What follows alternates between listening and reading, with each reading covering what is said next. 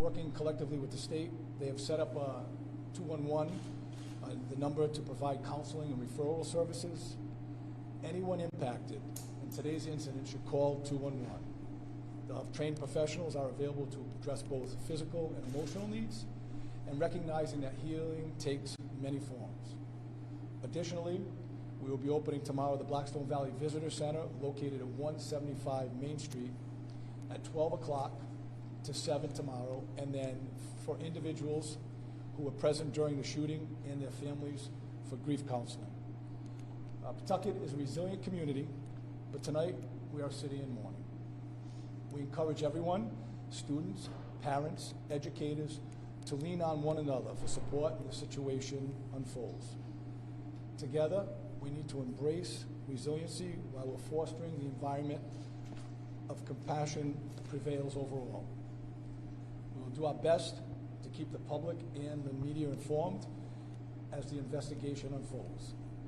Finally, and I'll know the chief will also go on this, if anyone has any information relevant to today's shooting, we've seen all these videos, please call the Pawtucket Police Department who are handling the investigation. The number is 401-727-9100. I'd like to turn it over for the chief for a minute. Good evening. So today, Pawtucket Police received a call for an active shooter about 2:30 p.m. Police were on scene within a minute and a half of that call. It appears that a lone individual, the suspect, entered the arena to watch the hockey game of a family member, and unfortunately during that time a shooting occurred. We have confirmed that the suspect is now deceased. Also, there are 2 victims that have also been confirmed deceased, and then we have 3 victims that are still at the hospital in critical condition.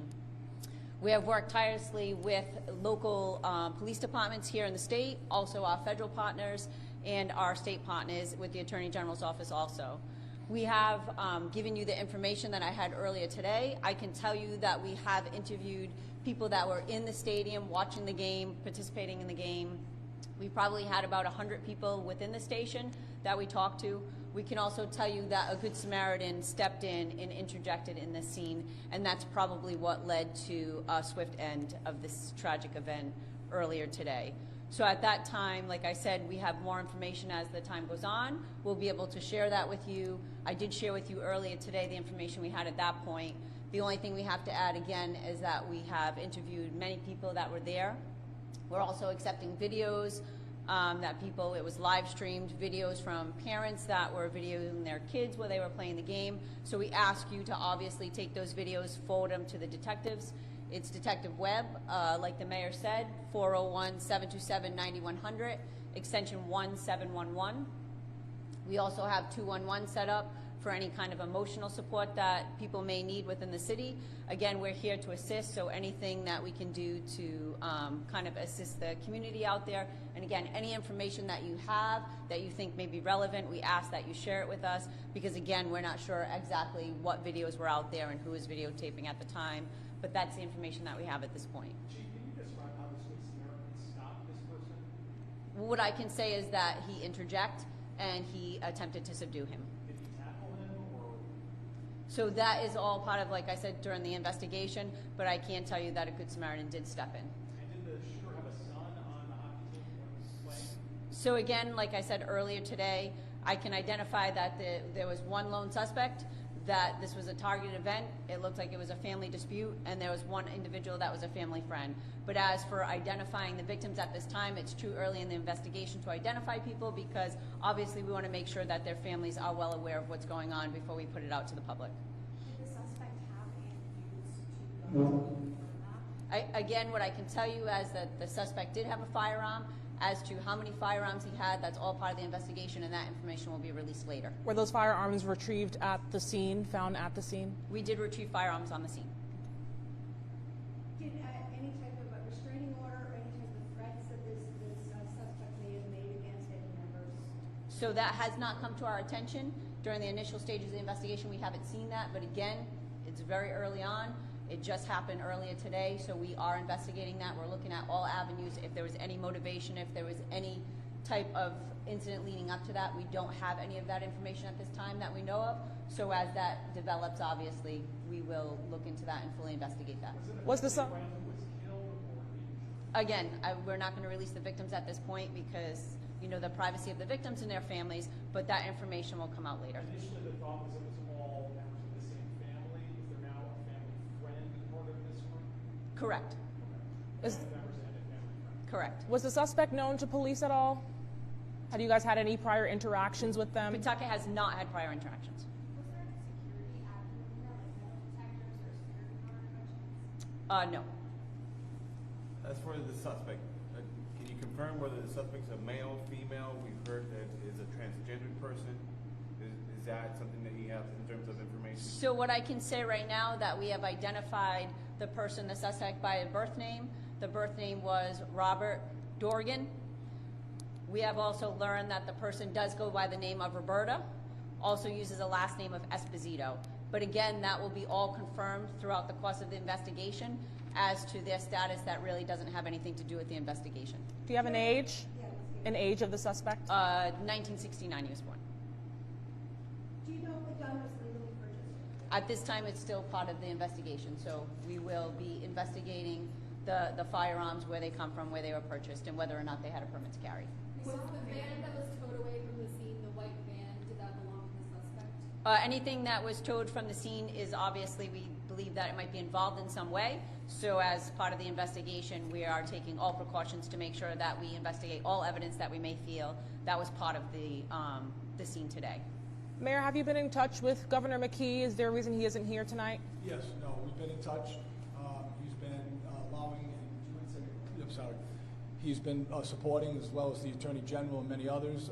We'll be briefing each other tomorrow with everyone and probably doing a joint statement at some point. But yes, the state has been very active and involved, as well as many of the other mayors who are in these other communities. So we've been having those conversations, and we're sharing as much information as we can, and then we're all going to collectively get together. I imagine you both can answer this question as far as the mutual aid that was tapped. I know there was a few different jurisdictions that were brought in for, as well as first responders. If you could speak to just the group team effort that it kind of took to process the scene and make sure the victims were treated as such. So when the call initially came in, obviously we dispatched the police department, which I said was there within a minute and a half of the actual active shooter. And the fire department, once it was safe for them to come in, they administered aid. Also with our police officers inside, administered aid. I can tell you that most of the departments that responded to mutual aid were more administrative aid. They helped us secure the scene. They helped us on the outpost. And again, there were so many departments that came to our aid. It was phenomenal to see all the assistance that we had, whether it be our local partners, our state partners, and our federal partners. As soon as they heard a call for service, they all came. So again, tomorrow we'll be touching base with all of them, but most of them were on administrative aid outside of the scene. So that will all depend on the investigation, but at this point it is closed. Can you detail like more timeline? Was he there for a while and then started shooting, you believe, or did he come in? So that's all part of the investigation. Obviously, we're going to develop a timeline, but at this point it's too early on to be able to release that to the public. But we are developing a timeline of presence and how long he had been But there you for. believe he had multiple weapons? Because What I said was all part of the investigation, and then we'll determine that later. But at this point, we're not going to give up how many weapons the person still had. believe he died from the self-inflicted gunshot? Correct. What do the next 24 hours look like for the department?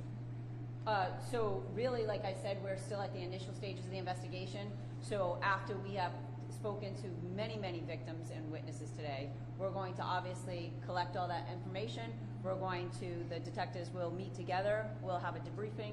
They'll compare all the information. We'll reach out to family. We'll try to establish a timeline like we spoke about. Whether or not there's any motive, we'll try to talk to different people. So it's going to be a very busy next 24, 48 hours trying to gather the story, right? We want to make sure that the information that we're given is factual and it's accurate, and that we're not going off of hearsay or things that are on social media. Unfortunately, because social media is so popular, things get out there that maybe necessarily aren't true. So we're trying to quell those kind of rumors and make sure that all the information that we're putting out there is factual. The victims were hospitalized in critical condition. Have you been able to speak with them? So the victims are at the hospital. We have detective stationed there, but as of right now, we don't have statements from them.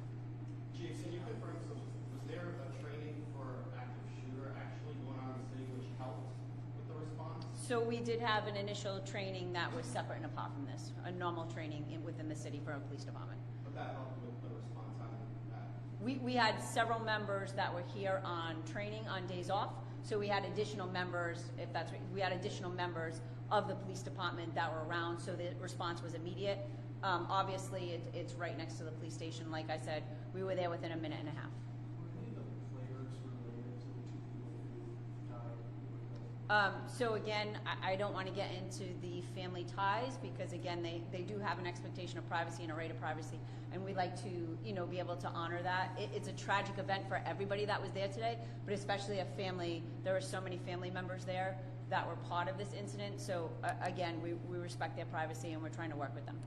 Have the police Thank you. retrieved any type of either diary or journal or video or any type of confession that the shooter made from? It's too early in the investigation to Thank you very much. I'll give it back to Nathan. No, but thank you. Again, hearts go out to the families. This is about trying to grieve as the police do their investigation, and we will release as much information as soon as we have it. So thank you. Thank you. Appreciate you.